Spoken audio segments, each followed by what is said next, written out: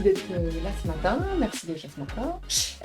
Donc aujourd'hui, on va parler un peu des outils qui vont vous aider au quotidien, des bonnes pratiques, des bonnes astuces pour vous organiser de manière générale, que ce soit dans votre métier de tous les jours. Là, c'est un peu plus tourné vers la gestion de projet, mais je suis sûre qu'il y a plein de bons conseils à prendre pour vous. Donc moi, je suis Julie, donc je suis directrice projet conseil à l'agence, et donc je suis accompagnée d'Emma. Emma, qui est donc chef de projet à l'agence aussi. Ouais. Donc, on est sur Twitch. N'hésitez pas, vous avez un chat sur le côté. Si jamais vous voulez nous laisser des petits messages, n'hésitez pas. Si jamais voilà, vous voulez soit nous partager des outils en complément de tous ceux qu'on va vous donner, soit nous faire des retours d'expérience sur les outils qu'on va citer, il n'y a pas de souci. Il faut juste que vous ayez un compte Twitch. Donc ça, vous en avez déjà un, vous pensez à vous connecter. Soit vous en créez un, ça prend vraiment quelques secondes et vous perdrez que 30 secondes de notre live le temps que vous inscrivez, donc il n'y a pas de souci. Sachant que ça tombe quand même en arrière-plan après. Donc, de toute façon, on perd derrière. Et donc nous, on a les yeux sur le Twitch en même temps, donc on verra vos commentaires en direct. Et on répondra aussi en direct. Oui. Et si jamais vous avez des questions aussi au fur et à mesure pour les personnes qui sont en présentiel, vous n'hésitez pas. Ok, très bien. Donc, si vous êtes avec nous aujourd'hui, c'est que vous êtes peut-être chargé de com ou chargé de marketing ou chef de produit, etc. En tout cas, toute personne qui est amenée à gérer du projet de manière générale. Et puis, si vous faites aujourd'hui ce métier, c'est peut-être que vous avez un jour postulé à ce type d'emploi où on vous a demandé 15 000 trucs. Donc là, on a fait une fausse offre d'emploi dans laquelle on a mis plein de petits bullet points. En gros, on vous demande de gérer, donc chargé de com, de gérer les actions internes, externes, de les actualiser, de préparer les newsletters, de gérer les réseaux sociaux, de gérer donc tous les supports internes, de faire un petit peu de création graphique aussi, parce que vous êtes aussi graphiste à vous heures perdues, de mettre à jour le site, de faire vivre le site, effectivement, de faire un peu de vidéo, pourquoi pas, de développer des partenariats, de faire un peu d'événementiel, tout ça. À vous tout seul, bien sûr. Bien sûr, c'est pas drôle. Exactement, tout est possible. Donc non, c'est pas possible. En tout cas, en 35 ou 39 heures, ça paraît un peu compliqué. Mais ouais, attends, peut-être que vous êtes très courageux et on peut se dire que vous en avez envie en tout cas. Effectivement, vous êtes peut-être un couteau suisse ou peut-être un mouton à 5 pattes. Bon, dans tous les cas, ça tiendra pas sur la durée, il faut se le dire. Donc, pour réussir à tout mener de front, parce que en fait, c'est quand même ce qu'on vous a demandé, donc va falloir essayer, va falloir vous accrocher. Et c'est pour ça qu'on est là ce matin, pour justement essayer de vous libérer du temps de cerveau pour vraiment vous concentrer là où vous avez de la valeur et pour pas perdre de temps à organiser, réorganiser, refaire, etc. Ça, c'est votre boss qui vous dit bon, je sais que tu as beaucoup de sujets à gérer, mais t'inquiète, ça va le faire. Ok, donc aucun soutien de la part du boss. Un peu. Mais juste, il sait pas comment vous aider en fait. Il se sent peut-être pas très concerné. Bon, nous, on est de tout cœur avec vous. Je sais pas si ça vous aide un petit peu, mais en tout cas, on peut comprendre. Et donc, c'est pour ça qu'on est là ce matin, pour vous faciliter des outils. Donc, des outils, il en existe une masse. Nous, on vous a sélectionné les outils qu'on utilise à l'agence. On a fait un petit peu un tour de table des différents collègues. Et puis, nous, on vous ressort en tout cas ce qu'on a utilisé, pratiqué. Mais il y en a sûrement d'autres qui fonctionnent bien. Donc, effectivement, les outils, c'est pas une fin en soi. Le but, c'est surtout de trouver le bon qui va vous permettre de gagner un petit peu de temps, ou même beaucoup de temps. Mais en tout cas, le but, c'est pas de passer des heures non plus à tester des outils, même s'il y a besoin de cette phase de test. Mais voilà. Ok. Donc, déjà, premier thème d'outils, on va dire. Comment est-ce qu'on peut créer des jolis supports de communication? Donc, un chargé de communication n'est pas graphiste. S'il y en a peut-être qui sont les deux, et tant mieux pour eux, mais la plupart ne sont pas graphistes. Donc, comment est-ce qu'on peut faire ça? Donc, vous avez plein de solutions évidentes. Vous pouvez externaliser une agence, par exemple, dans cette image, au pif. Comment faire cette publicité? Voilà. Externaliser à une agence qui en plus est ultra réactive parce que souvent quand on a des choses qui tombent au dernier moment, le fait d'aller déléguer à l'extérieur, il faut quand même pas perdre trop de temps. Vous pouvez aussi vous former à 5 logiciels cette année et de fait vous pouvez aussi acheter 5 licences hors de prix pour tous ces logiciels-là. Bon. Ça, c'est des solutions évidentes, mais c'est pas celles que vous mettrez en application. Parce que vous, votre boss, voilà ce qu'il vous répond.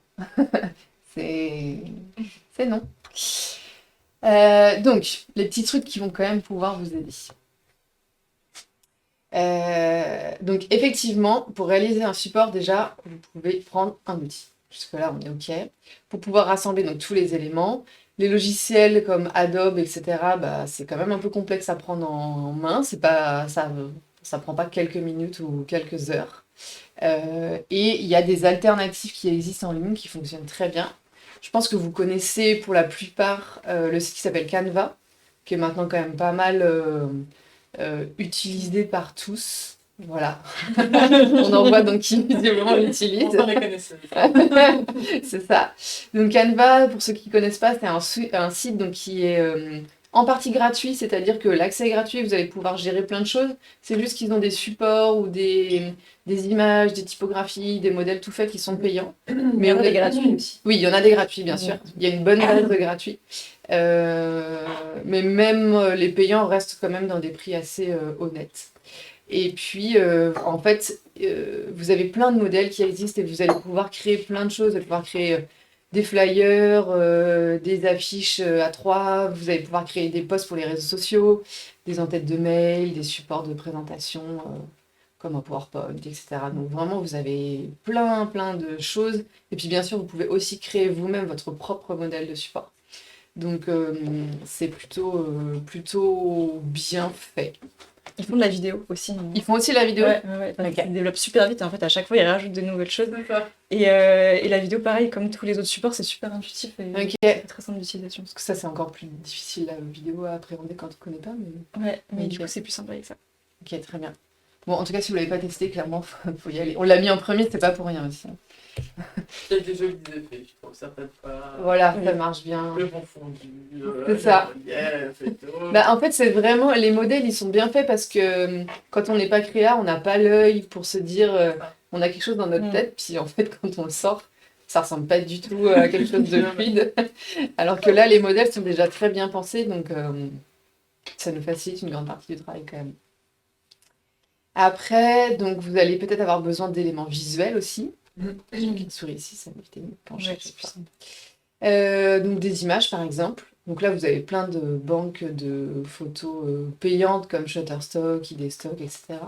Et sinon, vous avez aussi des banques libres de droit. Donc là, nous on cite Unsplash, Pexel, Pixabay pour les plus connus. En fait, ce qu'il faut surtout penser, c'est que vous ne pouvez pas prendre une image que vous avez trouvée dans Google Images. Parce que vous n'avez tout simplement pas les droits.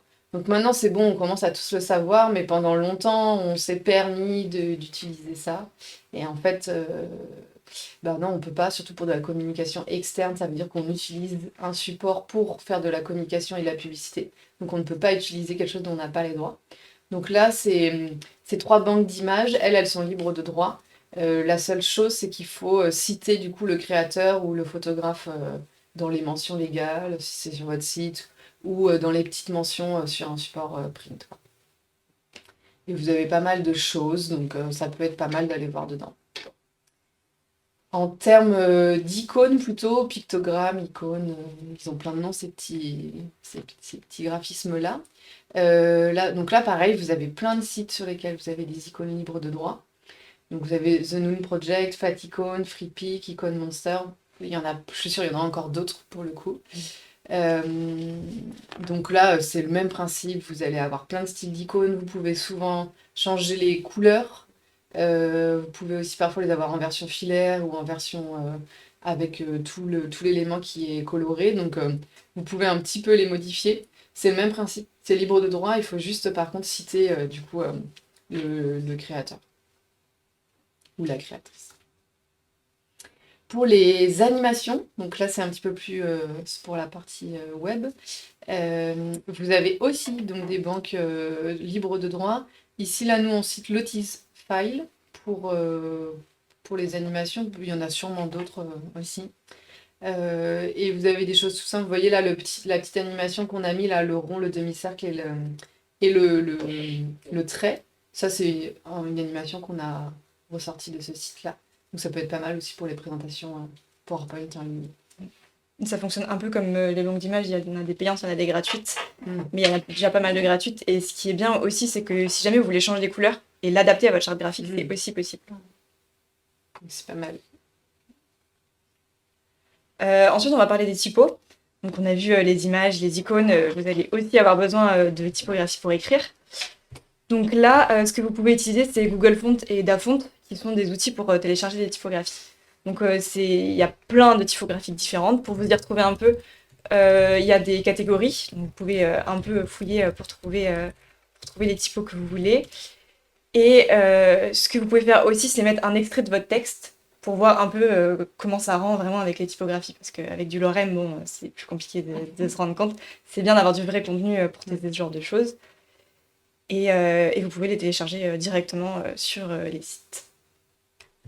Si jamais vous avez vu une typo qui vous plaît sur un autre site, sur une page web, et que vous vous demandez c'est quoi cette typo et vous voudriez la retrouver, là il y a une extension Google pour faire ça, ça s'appelle Wattfont. Et en fait, donc vous passez la souris sur votre écran, donc comme ici par exemple, où je l'ai passé sur de la com et des chouquettes, et ça vous donne le nom de la typographie, et vous pouvez la télécharger aussi directement. Oui, c'est pratique. Ensuite, pour les couleurs, donc là, bon, les goûts et les couleurs, c'est très subjectif, ça se discute pas, mais il faut quand même s'assurer que ça fonctionne bien ensemble, parce qu'il faut pas oublier que vos supports de communication, vos visuels, vous les faites pour votre cible et vous les faites pas pour vous.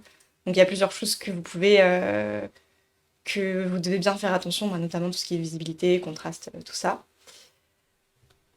Si jamais vous cherchez des combinaisons de couleurs qui fonctionnent bien ensemble, vous pouvez utiliser Colors. Donc c'est un générateur de palettes de couleurs. Vous allez dire je veux soit 2, 3, 4, 5 couleurs maximum dans la version gratuite et vous vous rechargez et ça vous génère plein de palettes différentes. Et si jamais vous voulez, où il y a une couleur en particulier que vous voulez utiliser, vous pouvez bloquer sur une couleur. Comme ici, on a bloqué le jaune de concept image, il y a le petit cadenas. Et en fait, vous continuez de générer des couleurs qui vont avec la couleur qui vous plaît. Et ça vous donne tous les codes des couleurs pour pouvoir les réutiliser. Donc pour trouver de l'inspiration, il y a aussi Picular. Donc là, ça fonctionne comme un moteur de recherche. Vous allez noter un mot-clé et ça va vous ressortir des teintes et des couleurs qui sont associées à ce mot-clé-là. Donc dans l'exemple, on avait tapé soleil, et donc on se retrouve avec une liste de plein de couleurs qui sont un peu reliées au mot soleil. Ça fonctionne, c'est un peu comme le Google des couleurs. Ça peut être pas mal si effectivement on a envie de tester des choses aussi. Enfin, nous, on s'amusait à tester plein de mots différents, mais Ouais. ça peut être... Puis c'est bien, je pense, pour trouver de l'inspiration. Quand on n'a pas vraiment une couleur en tête, mais un mot-clé, ou qu'on cherche une ambiance. Oui, c'est vrai. Ça peut vous aider à, en tout cas, commencer à réfléchir et vous aider à trouver d'autres pistes à creuser après, quoi. C'est pour débuter. Vous n'allez pas forcément utiliser la couleur que vous auriez eue tout de suite, mais c'est pas mal pour commencer. Ensuite, vous avez vos couleurs. Là, il va falloir s'assurer que tout fonctionne bien ensemble, que le texte il est bien lisible et qu'elles sont assez contrastées. Donc là, vous allez pouvoir utiliser le site Contrast Ratio. En fait, vous allez mettre le code de vos deux couleurs et ça va vous générer une note. Donc ici, on avait une note de 8,52 qui est une très bonne note. On voit la pastille, elle est verte parce qu'on est sur du blanc et sur du noir. Donc forcément, c'était le meilleur exemple, c'est hyper bien contrasté. Si jamais je me dis, tiens, j'ai envie d'écrire en rouge sur du jaune, on peut le tester. Si on rentre les couleurs, on se rend compte que finalement on a une note qui est pas terrible. On peut encore faire des ajustements pour améliorer l'intensité des couleurs ou faire en sorte que ça soit plus lisible. Parce que là ça l'est pas assez et en fait ça risque même de desservir votre message. Et juste un complément, parce que tu as passé la slide sans faire exprès. Ah, j'ai oublié une flèche. Ah Ouais. oui, mince, pardon. Oui, Parce que c'est bien pratique. oui, c'est vrai que c'est une bonne extension. C'est une autre extension de Google pour retrouver une couleur que vous avez trouvée sur un site internet. C'est exactement la même chose qu'avec les typos dont je parlais tout à l'heure. Vous avez une petite pipette et vous balayez votre écran et vous pouvez retrouver une couleur comme ça. Merci Julie. Ensuite, on va parler un petit peu des réseaux sociaux. Comment est-ce qu'on peut mieux gérer ces réseaux sociaux? Donc, la solution évidente que vous proposez à votre boss, embaucher un community manager. La réponse, bon, vous pouvez vous le faire vous-même, ça prend pas longtemps, c'est rapide. Bon. Donc, on a des petits outils pour vous aider. La première chose, avant de commencer à publier sur des réseaux, c'est vraiment de s'organiser et pour ça, d'avoir un calendrier éditorial. Donc, c'est ce qui va vous permettre d'avoir une vision d'ensemble sur tout bon contenu, sur tout ce que vous avez créé dans les mois à venir. Ça vous permet de prévoir votre production, d'anticiper, de tenir vos objectifs et de rester vraiment régulier, ce qui est très important quand vous publiez sur les réseaux sociaux. Donc, si vous ne savez pas comment le faire, nous, là, on vous propose un template Notion. Donc là, il y a plusieurs colonnes. Il y avait une colonne thème, une colonne statut, est-ce que c'est publié, est-ce que c'est en cours, est-ce que c'est à faire, une colonne catégorie, une colonne rédacteur. Les petites cases à cocher, c'est est-ce que le visuel il est créé ou pas, et la date. Donc ça, c'est les colonnes par défaut, mais c'est un support que vous pouvez aussi personnaliser. Si par exemple vous êtes tout seul à publier, ben, vous n'allez pas avoir besoin de la colonne rédacteur, parce que vous n'allez pas mettre votre nom à chaque fois. Voilà, ça sert à rien. Et vous pouvez rajouter d'autres colonnes si vous voulez, vous pouvez supprimer, c'est personnalisable comme vous le voulez. Et je pense que surtout si vous êtes plusieurs rédacteurs, c'est vraiment essentiel d'avoir un outil comme ça pour travailler en collaboratif et pour vraiment avoir une vue d'ensemble sur qu'est-ce que la personne fait, qu'est-ce que vous faites, pour avoir vraiment cet aperçu sur tout le travail en cours et ce qui reste à faire. Ce qui est pratique aussi avec Notion, c'est qu'on peut changer de vue. Donc là, on avait une première vue un peu en ligne et on a une deuxième vue en calendrier. Comme ça, on peut vraiment voir concrètement, tel jour, je vais avoir tel poste. Et c'est beaucoup plus visuel qu'en fait une ligne de poste avec des dates. Si on voit des dates, ça parle pas trop. Avoir un calendrier, c'est quand même beaucoup plus visuel, beaucoup plus parlant. Et typiquement, ça, c'est un outil de gestion de projet parce que au final, vous n'avez pas encore commencé à écrire votre post, penser au visuel, poster, répondre, etc. Mais ça, cette étape-là, qui peut-être va être assez conséquente au démarrage de votre mise en place de tout ce que vous faites sur les réseaux, en fait, elle vous fera juste gagner du temps après et elle vous évitera juste de dire ah mince, j'aurais dû poster hier. Ouais, j'ai pas eu le temps. Voilà. Ouais. Parce que c'est le cas de tous, hein, on le sait, sauf ceux dont c'est le métier, mais spécifique. Mais donc voilà, ça demande du temps, mais c'est nécessaire à faire. Ensuite, toujours sur les réseaux sociaux, nous, on utilise beaucoup le site Outsuite, qui a plein d'avantages. Donc d'abord, il y a le fait de pouvoir centraliser tous ces réseaux sociaux au même endroit.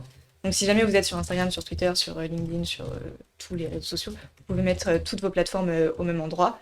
Donc c'est pratique pour publier, vous pouvez voir vos stats, vous pouvez envoyer des messages aussi, vous avez tout au même endroit.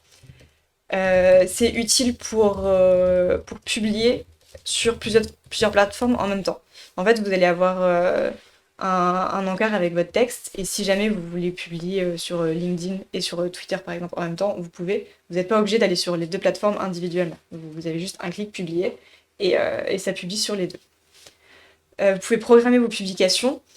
Donc là, on parlait du retard et le fait de pouvoir oublier. C'est vrai que si jamais à 19h30, vous vous rendez compte que vous n'avez pas publié votre post de la journée, c'est trop tard. À 19h30, ça vaut plus le coup de le publier. Donc comme ça vous évite de ne pas l'oublier. Comme ça, c'est déjà programmé, c'est déjà fait, vous n'avez rien à faire.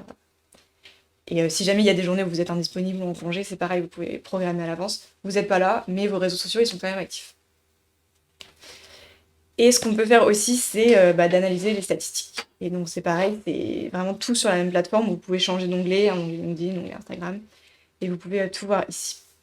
Donc, il y a une version gratuite qui permet de programmer 5 posts et de connecter 2 réseaux sociaux en même temps.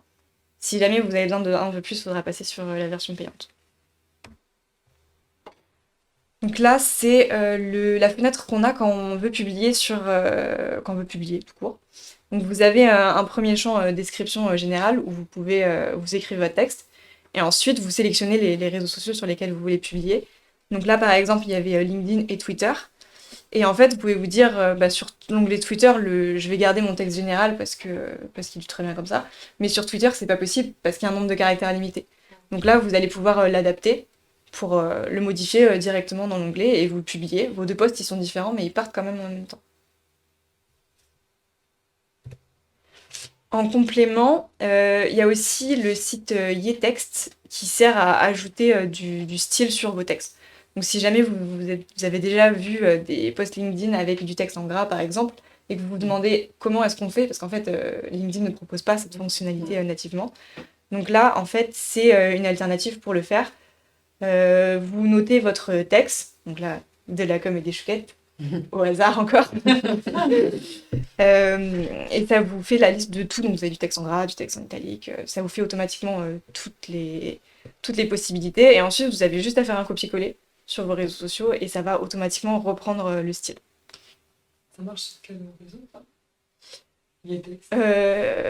Sur tous. Ouais, je dirais sur tous. Ouais, même sur Instagram, si vous voulez mettre du texte en gras, ça fonctionne aussi.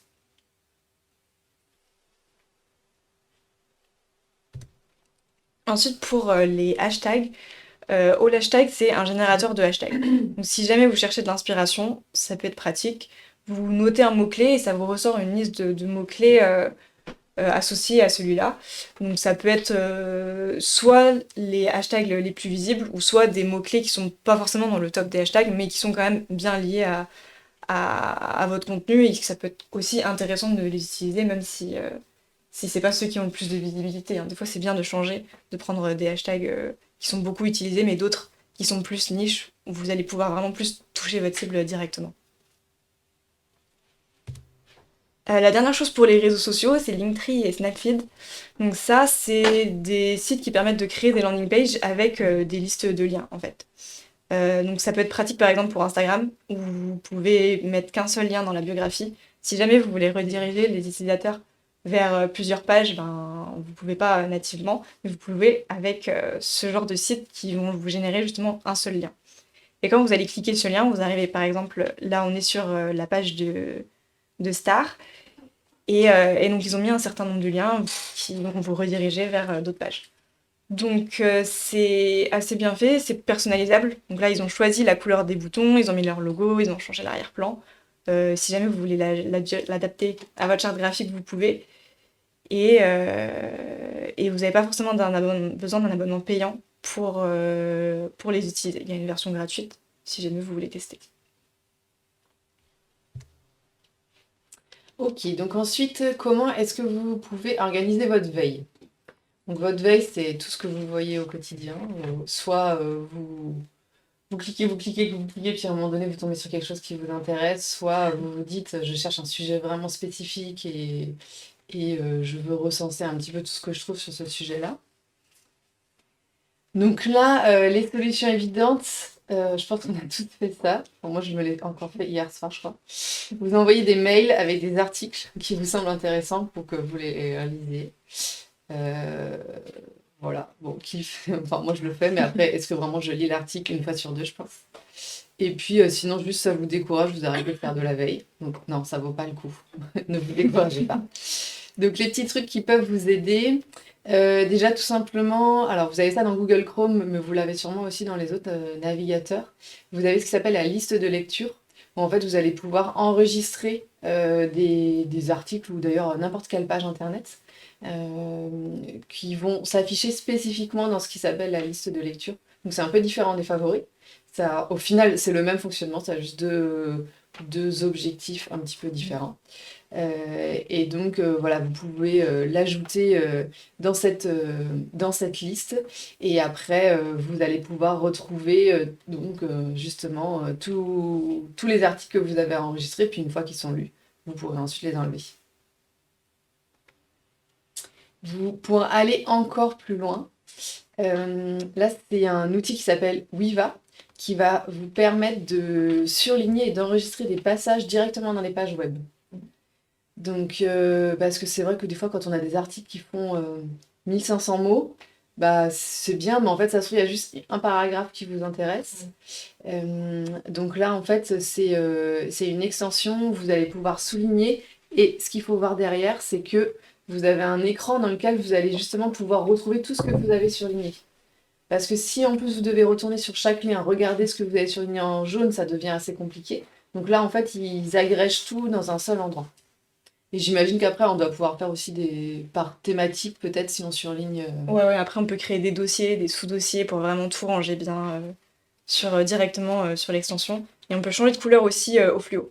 Si vous voulez fluorer du jaune, du rose, du bleu en fonction de vos différents thèmes, vous pouvez.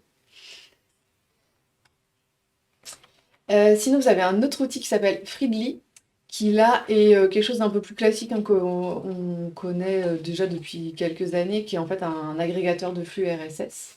Et l'idée, c'est que plutôt que d'aller, je sais pas, tous les matins sur tel site, tel site, tel site, tel site, tel site, bah, en fait, ici, vous allez pouvoir tous les agréger et dans un seul endroit, vous avez toutes les informations qui vous remontent. Donc ça peut être pas mal, ça vous évite. Enfin voilà, le principe c'est de tout réunir en un espace, quoi. Ah. Il y avait une petite slide note qui est intéressée. Ok, donc ça c'est pour la veille. Donc maintenant, comment est-ce que vous pouvez brainstormer, comment est-ce que vous pouvez organiser vos idées? Donc la solution évidente, c'est que... Bon, elle n'est pas si évidente, sinon. Transformer vos journées de 24 heures en 48 heures. Bon, sachant que déjà sur 24 heures, on n'en travaille que 7 ou 8 pour la moyenne. Donc non, vous n'êtes pas magicien. Ce n'est pas possible parce qu'en plus vous avez envie d'avoir du temps pour vous. C'est tout à fait normal. Donc les petits trucs qui vont pouvoir vous aider, vous pouvez utiliser des outils de représentation mentale, collaborative ou non d'ailleurs, hein, si vous êtes seul à travailler sur le sujet. En fait, on est tous un petit peu différents, on a tous notre manière de travailler et de visualiser les choses, mais certains ont besoin d'écrire, certains ont besoin de dessiner, certains ont besoin d'accumuler des choses, certains ont besoin d'imprimer, de surligner, bref. Chacun a sa propre organisation. Nous, on a deux outils à vous recommander qu'on utilise. Le premier, c'est Jamboard. Euh, donc ça, c'est un outil de Google, de la Google Suite, donc je pense que vous connaissez. En gros, c'est un tableau blanc sur lequel on va pouvoir mettre des post-it, des images, des textes. Et ça, c'est collaboratif. C'est notamment très pratique quand on fait des réunions ou des ateliers collaboratifs en visio. Parce que donc ça se fait de plus en plus. Et là, ça permet un petit peu où chacun va participer. Chacun a sa petite couleur de post-it, on peut se dire ça, et puis on participe, on complète, etc. Donc on peut le faire aussi pour soi-même et on peut le faire en équipe. Et sinon, l'autre, c'est des diagrammes, des mind maps. Donc là, c'est un outil qui s'appelle Google, mais vous pouvez le faire aussi à la main, hein, qui vous permet en fait d'organiser en branches. Ça va faire une espèce de gros amas après, dans lequel vous allez mettre toutes vos idées les unes après les autres. Ça va vous permettre déjà un peu de les organiser. Vous pouvez mettre plein de branches différentes, vous pouvez mettre des couleurs, vous pouvez mettre des images. Il y a un petit peu de mise en page qui est prévu, mais pas trop, parce que le but, c'est justement de quand même laisser quelque chose de simple pour que ça reste lisible quand vous aurez votre grosse mind map qui est pleine, quoi. Si jamais vous cherchez de l'inspiration, il y a un site qui s'appelle Answer the Public, qui est plutôt intéressant. En fait, vous allez pouvoir mettre un mot-clé, et ça va vous générer automatiquement des thématiques et des sous-thématiques autour de ce mot-clé-là. C'est basé sur les recherches des internautes sur Google. Donc ça peut être intéressant si vous cherchez, on va dire, des thématiques complémentaires autour de votre thématique, ou si vous cherchez un peu voir quel est le champ lexical ou quelles sont les recherches associées. Donc ça, c'est plutôt pas mal. Puis en plus, c'est assez ludique la manière dont ils présentent ça. En fait, c'est une mind map. Par contre, il faut s'accrocher là pour aller lire. Mais on peut zoomer, hein, rassurez-vous. On peut zoomer sur la page pour aller lire dans le détail. Et puis là, c'est une autre technique. Je pense là, c'est plus pour quand on est dans de la rédaction déjà un petit peu plus complète. C'est je sais pas trop comment on peut appeler ça, mais ouais, une technique qui s'appelle les stratégies obliques, qui en fait, c'est basé sur des cartes. Donc il y a un certain nombre de cartes, je dirais une quarantaine.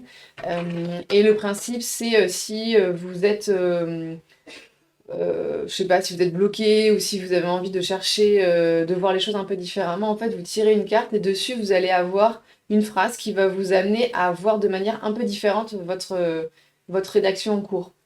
Je sais pas, par exemple, revenez sur vos pas, là, dans ce qu'on vous donne. Donc, est-ce que si vous revenez sur vos derniers mots écrits, vos derniers paragraphes, est-ce que vous êtes toujours OK avec ça? Ou alors, utilisez une ancienne idée, une idée que vous aviez eue précédemment, est-ce que finalement je peux la réexploiter? Vous ne l'avez pas utilisée. Bon, ça marche pas avec tout le monde, mais why not à essayer. Et donc à la base, c'est un jeu de cartes, mais il y a une version en ligne où tu peux générer des cartes. Donc Ok. on mettra le lien dans le support aussi. Ok. Par contre, c'est en anglais. Il faut parler anglais pour lire des cartes.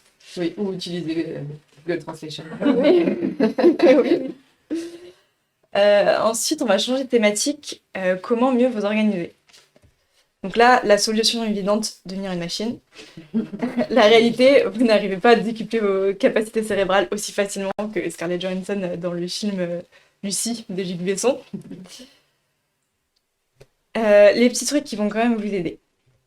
Alors déjà, optimiser son organisation. Ce qui peut être pratique par exemple, c'est de faire des to-do. Vous connaissez sûrement déjà le principe, c'est le fait de lister ses tâches. Et c'est pas mal parce que si jamais vous avez beaucoup de choses en tête, vous allez vraiment réussir à voir visuellement toutes les tâches que vous allez à faire. C'est bien pour prioriser, pour voir qu'est-ce que je fais d'abord, qu'est-ce qui est plus important que les autres, pour pas les faire au fur et à mesure que ça tombe, et aussi pour ne rien oublier. Parce que si jamais vous faites les choses au fur et à mesure, il y a un risque qu'il y ait d'autres tâches qui écrasent d'autres. Et donc comme ça sert à gagner du temps, à visualiser ses tâches et à être plus productif. Donc pour ça, il y a par exemple Microsoft To Do. C'est un outil très simple, vous ajoutez vos tâches au fur et à mesure. Vous pouvez rajouter une échéance si jamais il y a une date sur cette tâche en Zoé, voilà. Il y a un rappel aussi, je pense que c'est pour ça aussi qu'il y a l'échéance, si jamais vous avez besoin d'un rappel, vous pouvez programmer ça. Vous pouvez en rajouter en favori et vous pouvez les répéter. Si par exemple il y a une tâche que vous voulez faire tous les lundis matins, bah, vous dites ça c'est tous les lundis matins et ça va remonter tous les lundis matins. Et on peut mettre des priorités On peut les mettre en favori, mais ça va vraiment les diviser en deux entre les favoris et les non favoris, mais on peut pas les prioriser plus que ça. Mais justement, si vous avez besoin d'un outil plus complet et qui peut être pour plus personnaliser vos to-do, il y a aussi Notion qui... donc là, on vous partage un template aussi dans le support où il y avait une répartition en fonction des jours, où il y avait lundi, mardi, mercredi, jeudi, vendredi. Et il y a plusieurs visions. Vous pouvez le mettre soit sous forme de bloc ici, vous pouvez faire des lignes, vous pouvez faire en calendrier. Et donc là, vous personnalisez vraiment comme vous voulez. Si jamais vous voulez prioriser, comme vous dites, ça, vous pouvez le faire. Il y a toujours le système de cocher des to-do, c'est pour... parce que c'est toujours satisfaisant de cocher, ça c'est fait. Et donc ça, c'est pour les to-do. Moi, ce que j'ai fait aussi, c'est que mes to-do, je les ai reliés au projet. Et comme ça, quand je clique sur un projet, j'ai toutes les tâches du projet qui remontent. Les tâches qui ont été faites déjà. Et comme ça, si jamais je veux avoir un récap... L'organisation, ça passe aussi par la gestion du temps. Donc là, Toggle, c'est une application qui permet de réaliser le suivi de votre travail. En fait, ça fonctionne comme une minuterie interactive. Vous la lancez au début d'une tâche, vous pouvez mettre sur pause et vous l'arrêtez à la fin de la tâche. Ça peut être aussi pour des projets, si vous voulez compter combien de temps vous avez passé sur un projet. Et ça peut vous aider à déjà vous rendre compte de combien de temps vous passez sur votre tâche et à optimiser votre temps. Et voilà, pour la productivité, pour voir un peu le temps que vous passez. Ça peut être pas mal quand vous démarrez une nouvelle chose, vous savez Ouais. pas trop combien de temps ça va vous prendre. Bah, vous pouvez vous dire, bon, je me laisse aller 1 heure déjà. Puis je vois ce que j'ai fait en 1 heure. Est-ce que j'ai fait 80%? Est-ce que j'ai fait que 50%? Et quand vous refaites la tâche après, est-ce que je remets le même temps? Puis à un moment donné, ça permet de donner une idée un peu globale de, ok, bah pour faire ça, je sais que ça me prend en moyenne X temps. Donc si je mets ça, plus ça, plus ça, plus ça dans ma semaine, bah à un moment donné, je sais à partir de quand c'est plus possible, ça ne rentrera pas, quoi. Ouais, c'est ça. Parce que quand on commence une nouvelle tâche, comme tu dis, on ne sait pas forcément combien de temps ça va Mm. prendre. Donc peut-être que vous allez vous dire, oh, en 1 heure, ça c'est fait. Et que vous vous rendez compte que, ah, bah, en fait, non, il me faut un peu plus de temps qu'une heure. Mm. Mais on ne s'en rend pas forcément compte sur le moment. Mm. Si on a des chiffres, si on a vraiment un minuteur comme ça, là, on s'en rend compte. Mm. Bon, après, vous n'êtes pas obligé forcément de l'utiliser pour toutes vos tâches, pour tous vos projets. Sinon, bon. Si le but, c'est pas qu'il y ait 35 heures écrites à la fin de votre semaine. Ouais. C'est plus éviter le stress. C'est-à-dire, bon, je mets autant de temps pour faire Exactement, ça. c'est Donc, ça. c'est ça. En général, c'est souvent ça. C'est ça. Non, puis c'est quand même pas mal. Moi, je l'utilise celui-là, et ça me permet, par exemple, quand on travaille des sites internet, on a plein d'étapes qui se font les unes après les autres. Et je sais que mon étape 1, elle me prend à peu près 3 heures, cette étape-là, c'est à peu près 2 heures, cette étape-là, c'est à peu près 5 heures. Donc ça permet aussi, à un moment donné, d'avoir un retour d'expérience sur ce qui s'est passé et de se dire, ok, bah, j'ai ça à venir, bah, c'est sûr, demain, ne viens pas me parler parce qu'il faut que je me concentre absolument sur cette tâche-là, ça va me prendre 6 heures. Donc on se revoit le lendemain, quoi. Ça peut être ça. Ensuite, on va parler un petit peu sécurité. Donc là, vous avez sûrement plein de comptes sur plein de plateformes différentes, donc plein de mots de passe. Est-ce que vous êtes sûr que vos mots de passe ils sont tous sécurisés? Azerty, par exemple, c'est pas un mot de passe sécurisé. Non. 000 non plus. Et donc là, vous pouvez utiliser des générateurs de mots de passe pour être sûr que vos mots de passe ils sont vraiment efficaces, ils sont vraiment sécurisés. Donc vous pouvez choisir, est-ce que je veux des lettres, est-ce que je veux des caractères spéciaux, est-ce que je veux des chiffres, est-ce que je veux tel nombre de caractères, et ça vous génère un mot de passe.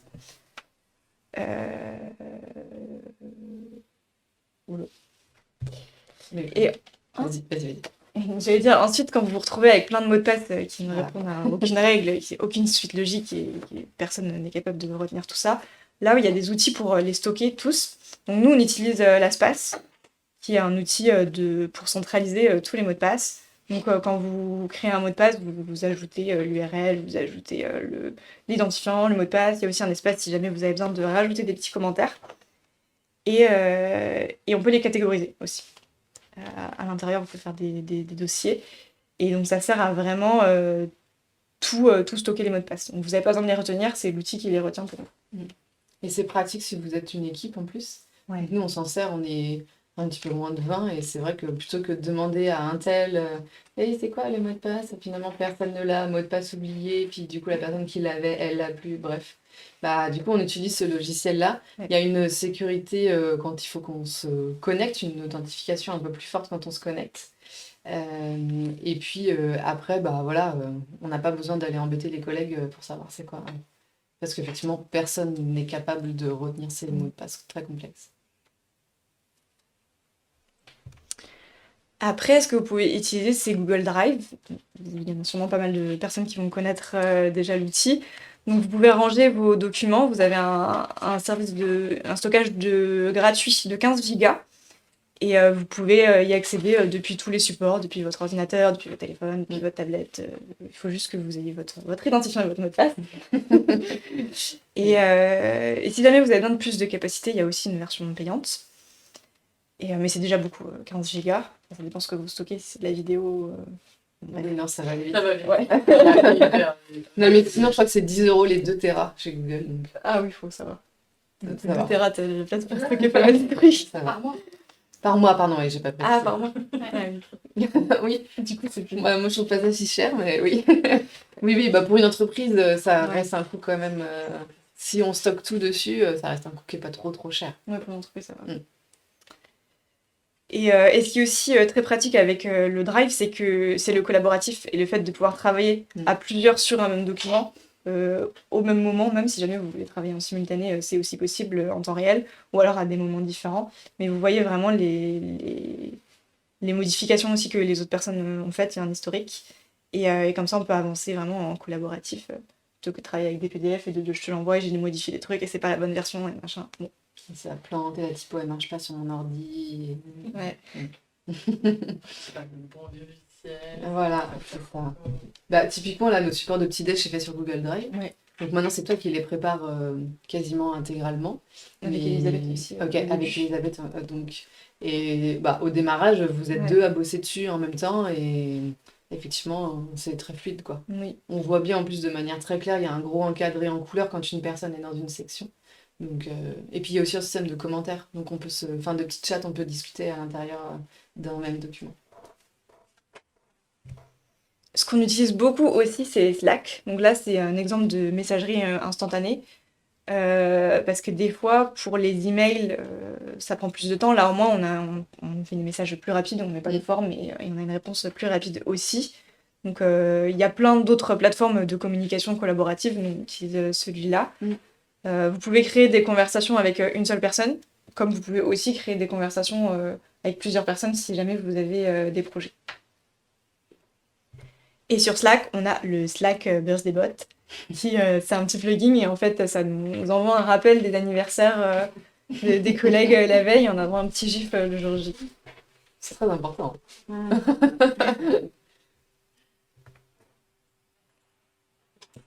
Ok, donc comment vous simplifiez la vie pour la gestion de documents? Donc là, la solution évidente, c'est embaucher un assistant administratif en or ou emprunter celui de votre boss. Mais là, toujours pas. Il veut toujours pas votre boss. Donc pareil, il y a plein de petites choses. Déjà, il y a l'outil qui s'appelle I Love PDF qui va vous permettre de fusionner, d'extraire des pages. Donc plutôt que d'avoir une licence Adobe qui peut être payante, là vous allez vous passer en fait directement via ce site en ligne. Et puis, euh, et puis voilà, enfin, il vous propose différentes manipulations. Et sur les PDF aussi, vous avez un autre site en ligne qui s'appelle Sejda. Sajda. Merci. Je ne vais pas le refaire. Non. Où là, vous pouvez éditer un PDF. Et il est vraiment très bien fait pour le coup. Parce que il reprend exactement la typo de là où est-ce que vous avez modifié la chose. Et ça se voit pas du tout. Il régénère le PDF bien derrière. Donc pour le coup, vraiment, c'est très pratique. Et ça peut être utile aussi si vous avez besoin de signer un document de manière électronique, plutôt que de l'imprimer, le signer, le scanner, l'envoyer sur sa boîte mail, le renvoyer, etc. Ça peut aller un peu plus vite. Vous avez un autre outil qui s'appelle donc GeniusScan, qui va vous permettre là de scanner un document. Et ça, pour le coup, ça vous sert aussi dans votre quotidien personnel, hein, c'est sûr. Vous avez, je sais pas, là c'est un exemple d'un ticket de caisse, mais vous avez une facture, un PDF à renvoyer. Donc en fait, ce qui est bien, c'est que donc directement avec votre smartphone, ça remet bien en fait le visuel. C'est pas juste une photo, ça remet bien les couleurs, ça recadre bien, etc. Donc ça vous permet de faire quelque chose de quali et de vous produire un vrai PDF.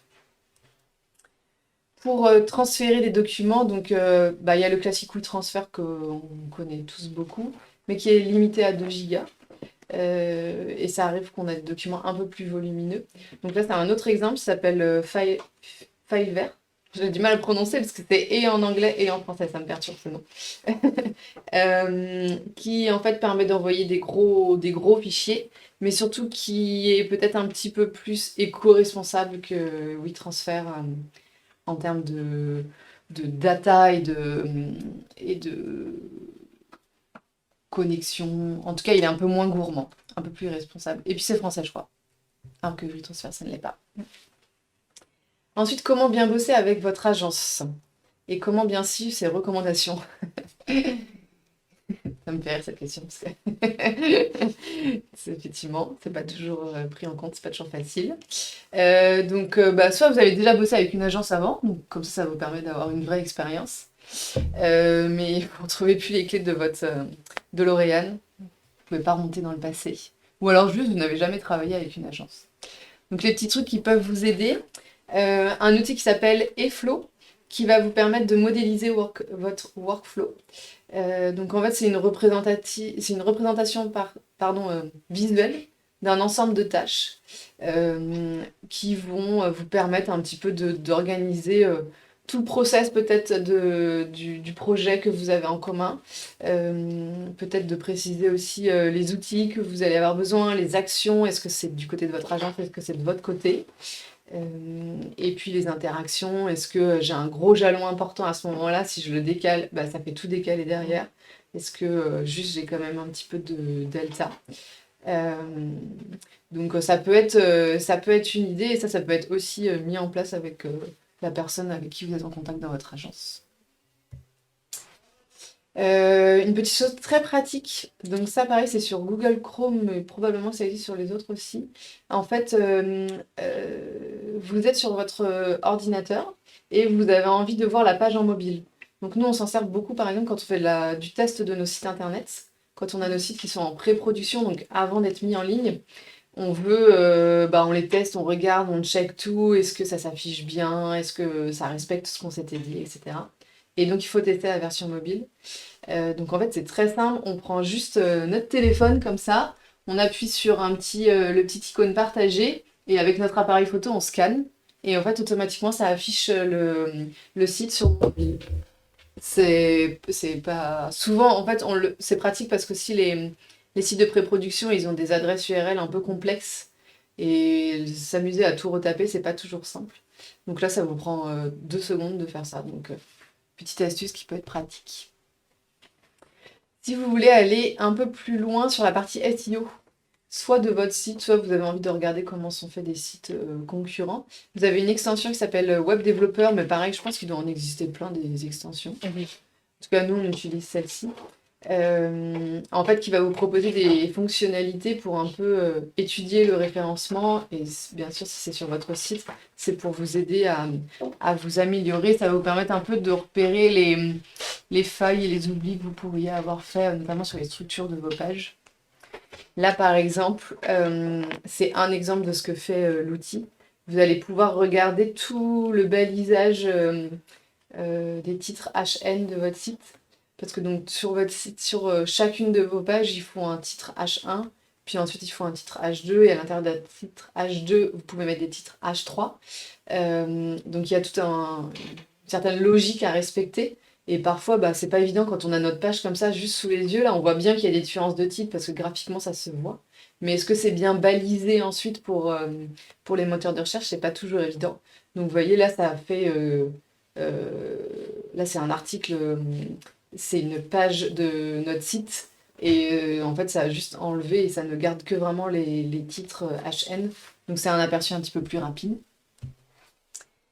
Vous avez une autre possibilité, c'est de visualiser les balises alt des images dans une page.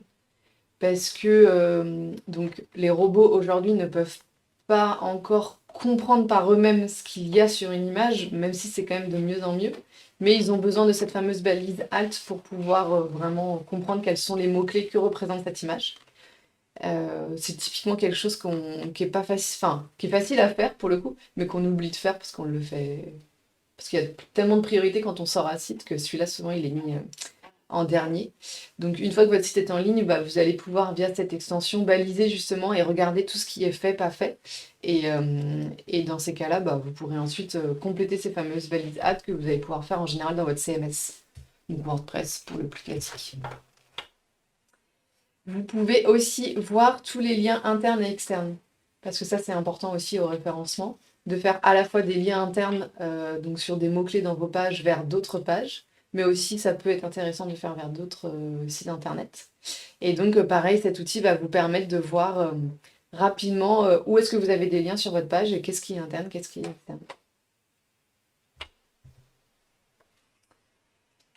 Ensuite, une autre petite astuce, problème qu'on rencontre très souvent pour le coup, c'est comment vider le cache de votre navigateur. En fait, tout le monde a une mémoire sur son navigateur qui enregistre un certain nombre d'informations quand vous utilisez des sites, quand vous les consultez. Et c'est vrai que parfois, bon pareil, ça c'est un souci qu'on a quand même pas mal quand on fait... quand on a nos sites qui sont en phase de test, en phase de pré-production, où en fait, on a consulté le site, mais comme le cache n'a pas été vidé, on a fait des corrections qui ne sont pas forcément visibles. Donc nous, on se force à vider le cache sur le site global, mais on peut aussi chacun le faire sur notre propre navigateur. Donc là, vous avez des raccourcis sur votre clavier, mais sinon, via aussi les paramètres plus classiques de votre navigateur, vous pouvez y accéder.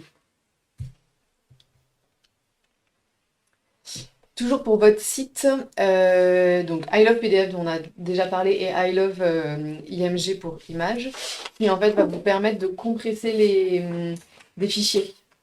Parce que des fichiers qui sont trop lourds sur votre site, notamment des images, ça va être plutôt négatif pour le référencement parce que le chargement de la page est assez important. Et donc là, en général, vous avez des plugins qui sont utilisés sur vos sites pour forcer un petit peu justement déjà l'optimisation des images. Mais ça n'empêche que si vous chargez une image, j'en sais rien, que vous avez pris avec un appareil photo de haute qualité qui fait 6000 pixels de largeur, ça n'a aucun intérêt. Les écrans les plus grands font 1920, donc déjà, il y a un énorme gap que vous pouvez optimiser. Et donc, ce type de logiciel, d'outils en ligne, permet d'optimiser le poids. Et par contre, pour les PDF, ça peut être utile aussi de manière globale si vous voulez envoyer un PDF par mail et qu'il fait 20 mégas. En fait, vous pouvez déjà l'optimiser, il n'en fera plus que 5 et puis la qualité sera quasiment la même, puis ça suffira.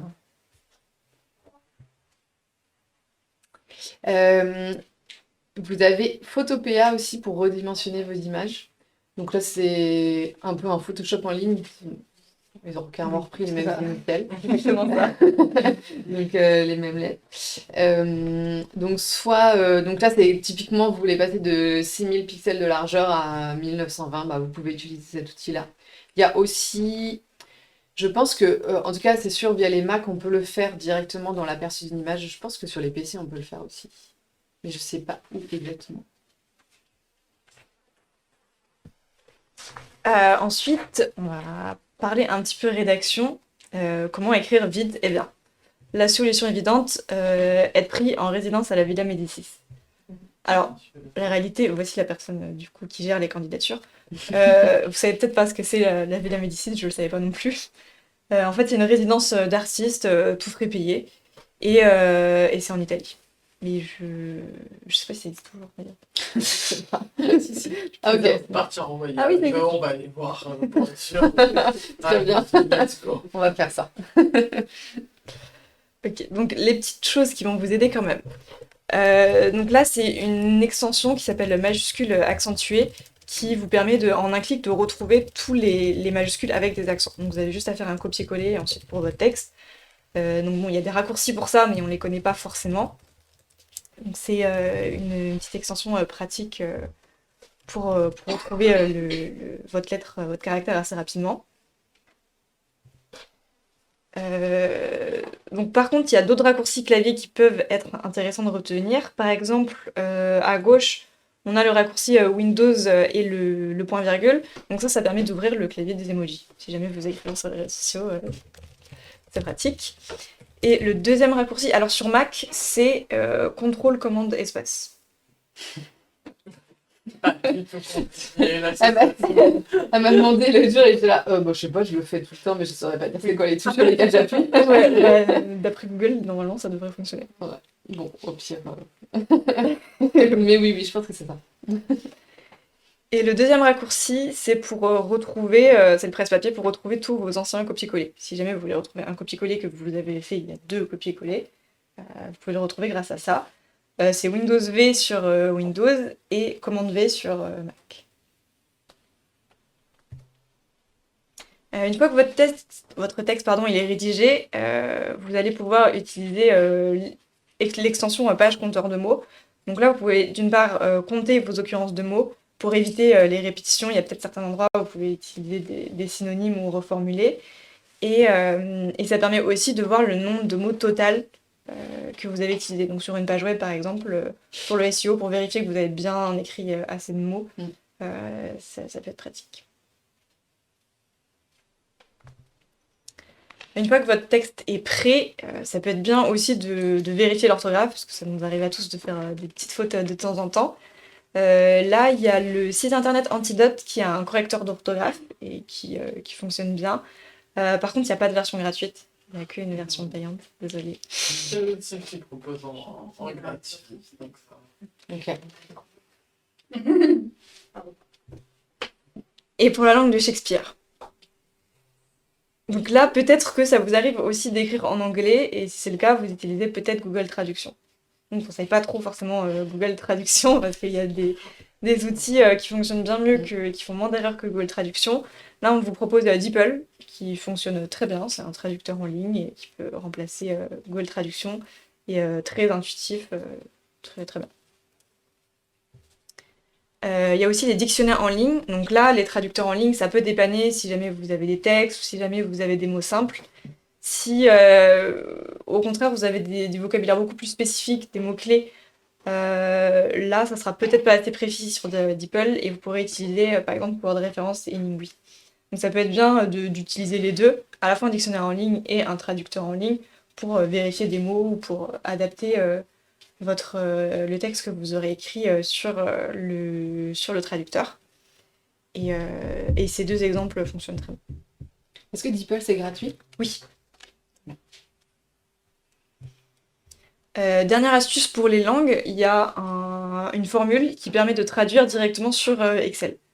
Donc la formule c'est Google Translate. D'abord vous mettez la case qui vous intéresse, ensuite la langue 1 et la langue 2. La langue 2 c'est la langue de destination. Et il ne faut pas écrire français, anglais, il y a les lettres, il y a les FR pour français et EN, je pense, pour anglais. Pour anglais, ouais. Et donc si jamais vous avez plusieurs mots à traduire, vous mettez dans la première case et vous déroulez et ça vous traduit tout directement. Donc ça passe quand même par Google Translation, donc c'est Oui. pas le mieux, mais ça peut quand même être déjà un bon premier jet. Et ça peut être utile surtout si jamais vous avez par exemple, je sais pas, tout votre site à traduire en anglais. Vous avez peut-être un export de vos contenus en français dans un Google Sheets. Et dans ces cas-là, c'est là où ça peut être intéressant d'utiliser cette formule-là. Quand vraiment vous avez beaucoup de contenu, quoi. Oui. Et après, vous pouvez faire une repasse dessus en vérifiant Oui, bien les mots sûr. avec les dictionnaires. Tout à fait. Comment réussir vos présentations à l'oral? Donc là, on a la solution est évidente, prendre des cours de stand-up. La réalité, on n'avait pas du tout envie de passer au Jamel Comedy Club. Des petits trucs qui vont quand même vous aider. Si jamais vous faites une présentation en présentiel, vous allez peut-être être derrière votre ordinateur pour passer les slides en fonction en même temps que vous parlez. Si vous n'avez pas de télécommande pour passer vos slides sans rester à côté de l'ordinateur, il y a une application qui le fait sur votre téléphone qui s'appelle Office Remote. Donc ça transforme votre téléphone en télécommande et ça vous évite de devoir rester à côté de votre ordinateur. Vous pouvez bouger, vous pouvez un peu occuper l'espace et vous passez les slides directement avec votre téléphone. Et il y a aussi, si jamais vous avez besoin, vous pouvez mettre des notes en même temps sur votre téléphone, des petits rappels, des petits mots-clés, des petites notes. La deuxième chose, c'est Slido, donc qui est un site pour créer des présentations interactives. Donc là, pour garder votre auditoire engagé, il va falloir les pousser un peu à l'action, interagir avec eux, pour qu'ils restent attentifs à ce que vous dites. Et puis quand on participe à une présentation, c'est toujours plus agréable, je veux dire, c'est plus ludique. Et donc là, avec Slido, c'est possible de créer des quiz, des sondages, des nuages de mots, des notations, des questions ouvertes aussi si vous avez besoin. C'est une interface assez facile à prendre en main pour l'animateur et vous pouvez tout préparer en amont. Il y a un mode de présentation gratuite où on peut avoir maximum 100 participants et on peut faire 5 sondages par présentation. Ce qui est pratique aussi, c'est que vous pouvez l'intégrer directement à Google Slides. Donc il y a juste une extension à installer sur le navigateur et on va vous montrer juste après, à la fin, comment ça fonctionne. Si vous avez besoin de plus de conseils sur les présentations, parce que là j'ai cité 2 outils, mais on a fait un petit déj l'année dernière où on parlait vraiment de conseils au-delà des outils, des conseils, des bonnes pratiques pour faire des présentations. Donc c'était et si nos présentations n'endormaient plus votre auditoire, il y aura le lien du support dans le support de celui-là si jamais vous voulez aller jeter un coup d'œil pour regarder nos conseils. Ok, c'est bon, on arrive à la fin là. On n'a pas compté, mais je pense que il y a pas mal de Ouais, trucs, oui. Au total, oui, il y en a pas mal. Donc voilà, on vous a un peu balancé plein de choses. De toute façon, le support, vous l'aurez après coup, on vous l'enverra déjà à tous, ceux qui ont participé au petit-déj, et puis il sera aussi dispo sur notre blog pour des téléchargements futurs. Comme ça, vous aurez les noms de tous les outils et on met aussi les liens directement vers les outils quand c'est des sites en ligne. Et donc justement, on parlait de Slido. Vas-y, je te laisse commenter. Ouais, alors du coup, vous allez avoir un QR code à scanner. Donc désolé pour ceux qui sont en présentiel. Ah, vous allez d'accord. pas pouvoir participer. Quoi que si, Bah, si vous avez participé si jamais comme vous ça, allez sur Twitch avec votre téléphone, Ah bah, vous allez peut-être pouvoir. tu crois? Bon, je sais pas, j'ai pas testé. C'est un peu compliqué quand même sur Twitch vis-à-vis de ça. C'est pas comme ça. Ah, on va voir le QR code. En gros, on va vous poser 2 questions. Donc il y a 2 QR codes différents, Voilà, hein, c'est donc ça? là, il y a le premier QR code qui s'affiche. Donc la première question, c'est quel outil vous avez envie de tester là parmi tout ce qu'on vous a donné? Bon, peut-être parmi seulement ceux que vous avez retenus. Je sais pas, vous, peut-être on va le faire à l'oral du coup. Est-ce qu'il y a un ou 2 outils? Non, mais on n'est pas obligé de tous participer. On fait pas un tour de table. Non, mais est-ce que vous déjà, il y a un ou 2 outils qui vous êtes dit ah ouais, je vais le tester. Notion, ok. Ouais. Ok, bon, c'est le plus gros, mais ok. Je pense DeepL en vrai. Parce que je sais que certaines fois, l'anglais, c'est un peu tordu, on n'est pas sûr. Est-ce que Ouais. c'est la bonne. Tout ce La qui bonne est, expression, la bonne c'est tournure ça. de phrase, le bon verbe. C'est exactement ça, et même vis-à-vis de l'orthographe, je sais que j'ai des problèmes avec les et, donc je sais qu'à un moment donné, ça peut être compliqué. Donc je pense que ça va être surtout ça. Après, c'est vrai que pour la plupart des commandes des logiciels ou en tout cas des sites, c'est vrai que où on les connaît, où on a déjà eu C'est ça. l'occasion de tomber dessus. Ouais, tout à fait. Mais c'est vrai que il y en a beaucoup. Donc je pense je pense que même pour nous, pas que moi je préfère pas noter parce que je veux écouter, pas juste entendre. C'est vrai qu'il faut un peu essayer tout, se dire est-ce que même pour nous c'est abordable, est-ce que nous-mêmes est-ce qu'on est à l'aise aussi avec les sites. Bah, clairement, oui. Donc c'est pour ça que je me dis je vais attendre la fin de la présentation pour Très voir bien. tous les logiciels en eux-mêmes. Ok. En tout cas, gros succès pour Notion. C'est vraiment le Colors aussi. Très pratique, effectivement. Et là, ouais, en ligne, on a Notion. Du coup, vous pouvez pas voir, mais on a un nuage de mots sur Twitch. Bah, Ah, oui, j'avais pas vu. peux... Attendez, regarde, je vais pas faire ça. Oui, aussi. À l'ancienne. Mais Ça marche bien aussi. Donc oui, gros succès sur Notion, qui est l'outil le plus complet pour le coup, hein, parmi tous ceux qu'on a présentés. Ça et Canva, je pense, les 2 outils c'est ça. qui de fait demandent un peu plus de temps, mais en même temps qui ont tellement de possibilités. Bien, on a Slido aussi. Bah, parfait, vous êtes en train de le tester en direct, donc comme ça, c'est pas mal. Comme ça. Jamboard, ouais. Très pratique, ouais. Nous, on l'utilise quand on fait des ateliers collaboratifs en visio, ouais. Présentiel, jamais dit. Non. Bah, c'est vrai qu'en présentiel, bah ouais, on préfère finalement revenir un peu à la base. À l'écrit. Voilà, le classique. Moi, j'avoue que je suis comme ça, je préfère avoir un tableau. Puis tout le monde aime ça. C'est ça. Tout le monde aime manipuler, écrire sur un temps précis comme ça, on aime bien. Ouais, il y a une question. Je vois pas parce qu'il y a ton truc de répondre. I love PDF garde-t-il bien les liens hypertextes à la compression? Normalement, oui. Bon, je pense que oui, en tout cas, j'ai pas remarqué. Ouais, non, mais si. Je pense que oui. Ok. Est-ce qu'on passe à la deuxième question? Notion, oui, Notion, c'est gratuit. Ben ouais. Oui, il y a une version gratuite et après il y a des versions payantes. Je crois qu'il y a 4 niveaux de versions payantes. Si on est un perso, si on est un free, si on est une petite entreprise et si on est une grande entreprise. Selon le nombre de personnes qu'on met dans une équipe en fait. Je crois que c'est ça. Ouais. Mais la version gratuite est déjà quand même assez complète. Et ouais, on va pouvoir passer à la deuxième question. Ah oui, est-ce que vous avez des outils qui vous sont indispensables? Peut-être qu'on n'a pas cité ou qu'on a cité d'ailleurs. Est-ce que vous avez des choses... Task, moi j'utilise Task pour ma liste de tâches parce que c'est Ok. lié à mon agenda Google. Ok, Et les deux apparaissent sur la même page, je trouve ça hyper très bien. pratique. J'ai Trello, moi, si j'utilise beaucoup. Ouais. Pour to list ou suivre justement un calendrier éditorial ou suivre les tâches, la Oui. rédaction d'un post, c'est pas mal aussi. C'est quoi? Trello. T-R-E-2-L-O. Sur Notion, ça fonctionne comme ça aussi, avec un système de glisser-déposer et de cartes que tu peux bouger d'une colonne à une autre. Effectivement, on nous dit Trello aussi sur Twitch. Trello est assez connu et c'est vraiment une petite gestion de projet. Mais c'est vrai que comme il y a Notion qui est en train d'arriver là, je pense qu'au fur et à mesure, il va grappiller des choses. Mais on peut aller beaucoup plus loin qu'avec un Trello. En C'est fait. ça, C'est exactement. beaucoup plus personnalisable. Après, pour les PDF, moi j'utilise PDF 24, je sais pas si vous connaissez. Non, Mais du coup, tu peux fusionner, séparer, mettre un mot Ok. de passe, transformer en image, ou passer de l'image en PDF. Il y a plein de.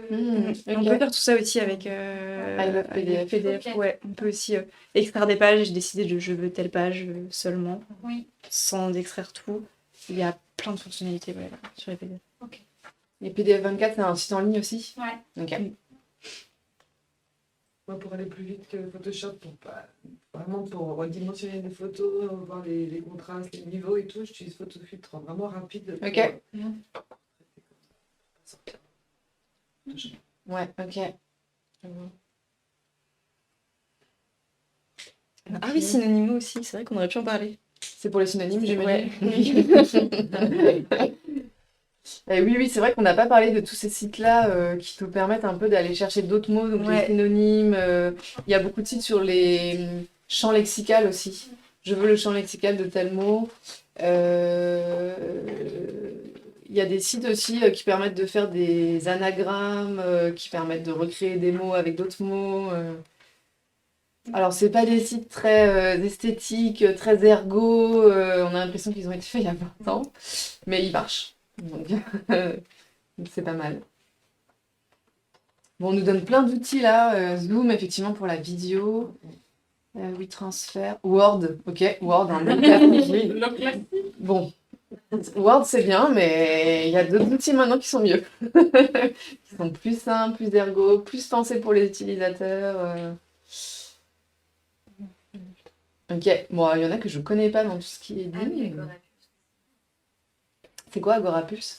C'est pareil, c'est un outil de gestion en calendrier éditorial où on va avoir semaine fonction Ok. d'un énorme calendrier où on va avoir tous les posts, on peut mettre plusieurs réseaux sociaux et mettre des couleurs. Et du coup, en fonction des couleurs des réseaux sociaux, on voit si les 2 jours-là, ça va être rose, donc ça va être Twitter, ces 2 jours-là, ça va être bleu, Facebook. Et donc, avec les couleurs, ça permet d'avoir une vision vraiment globale de tout ça. Ok, Et ça fait aussi prise de notes et un peu comme Notion et Trello. ok.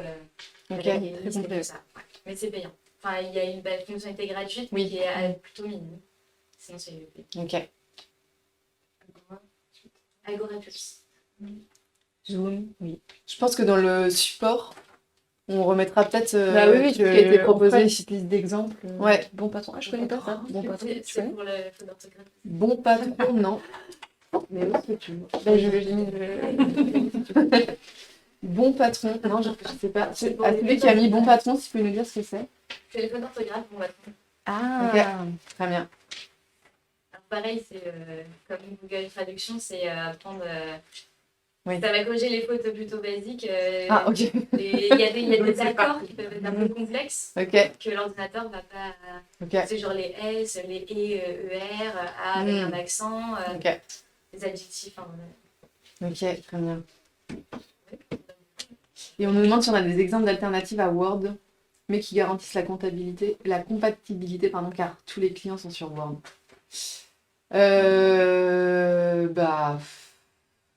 Disons que quand on passe d'un outil à un autre, on peut enregistrer un Word, on peut le passer sur Drive par exemple, sur Google Docs.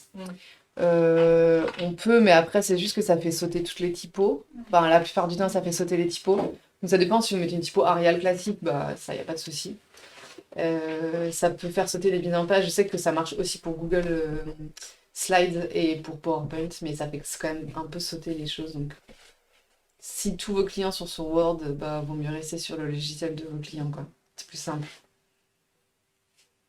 ou c'est la possibilité de leur proposer une autre. C'est ça, mais des fois, c'est pas possible. Malheureusement, oui. Ça. Et effectivement, la personne de pression, ouais, j'ai pas mal de soucis quand je passe à Google Docs. Bah ouais, normal.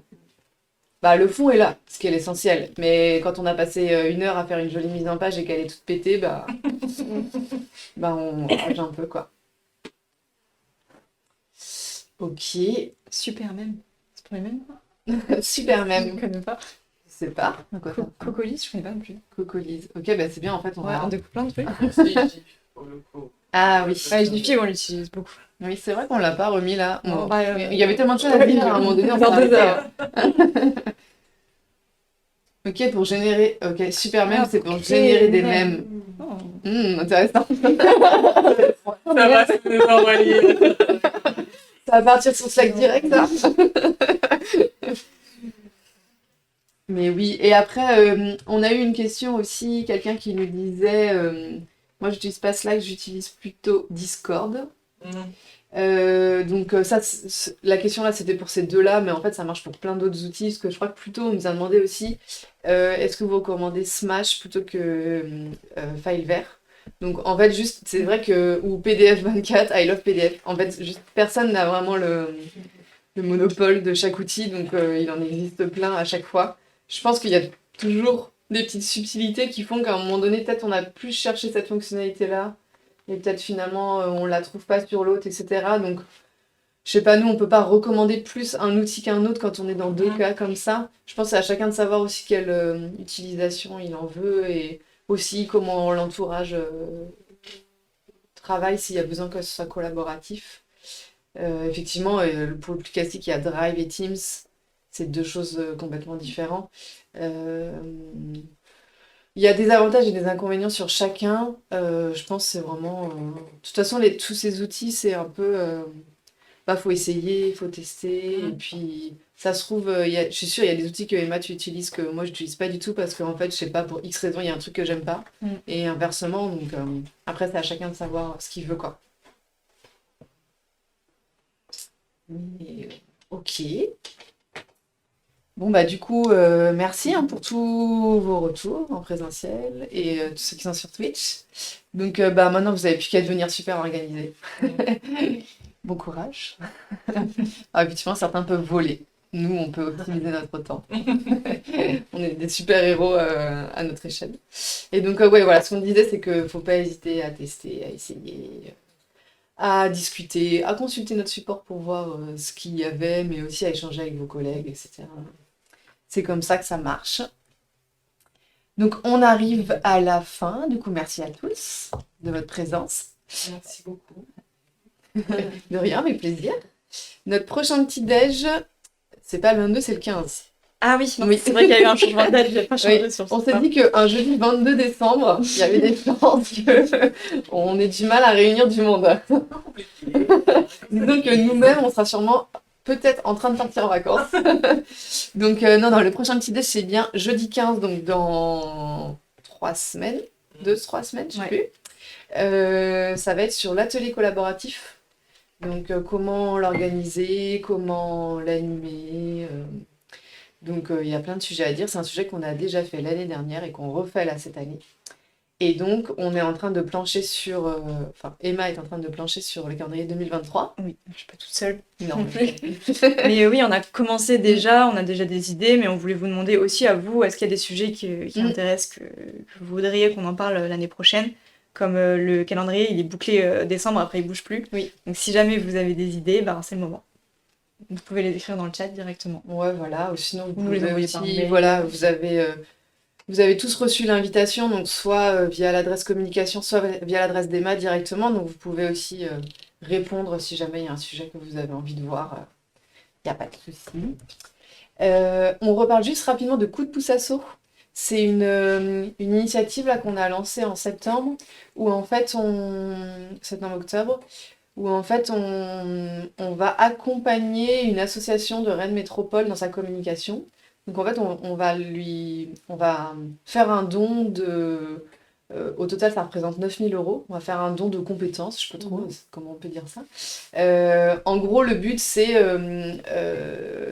vous êtes une asso, vous avez un besoin, que ce soit créer un site, gérer vos réseaux, faire une vidéo, faire un reportage photo, X sujets de communication que ça peut être.